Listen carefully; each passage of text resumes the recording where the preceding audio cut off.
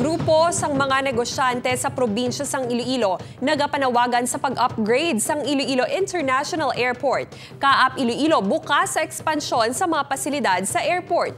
Ini ang gitutukan ni Zen Kilantang. Nagpabutyag sang pagkabalaka ang Filipino-Chinese Chamber of Commerce of Iloilo Incorporated angot sa estado sang Iloilo International Airport.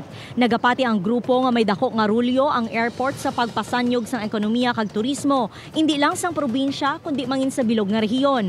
Apang bangod kuno sa problema sa magutok, outdated kag non-functioning facilities sang airport, nangin upang ini agud hindi malabot ang nagasaka nga demand sa air travel. Gani panawagan nila ang madasig nga aksyon sa pag-upgrade sa mga pasilidad sang airport. Hopefully, matiad kita kag kita man siyang DOTR, which is the agency under ang CAAP, Civil Aviation Authority of the Philippines, sa Iloilo Airport, kung ano ka importante kag kinahanglan din na ibrahan sa paagi ang pag-improve sa maintenance at sang upgrade sa ating Iloilo International Airport. Suno pa sa grupo, dapat nga mapadasig ang resolusyon nga ginsumiter nga public-private partnership proposal para sa airport modernization.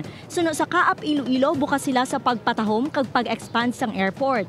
Yes, whoever can expand, whoever can extend, or whoever can do for the betterment of Iloilo International Airport, we're open. Dugang paniparenyo, nagahulat pa sila sang update kung saan o mabalik ang biyahe sa international flights sang airline companies. Wala pa kami may na baton na notice of meeting for the coordination sang opening international flight from Iloilo to other destinations abroad. And ang mahambal lang namon siguro is that we're very much willing and eager that for everybody and all stakeholders and all those who are concerned, tani may na international flight. Madumduman nga ginduso sang Iloilo Provincial Development Council o kon PDC ang pagpasanyog sang Iloilo International Airport. Nagpasar sang duha ka resolusyon ang PDC. Una, among paghingyo sa Prime Asset Ventures Incorporated nga magsumite sang documentary requirements sa Department of Transportation sa ginaduso nga unsolicited proposal. Ikaduha, among paghingyo sa DOTR nga padasigon ang evaluation sang unsolicited proposal sang nasambit nga kumpanya.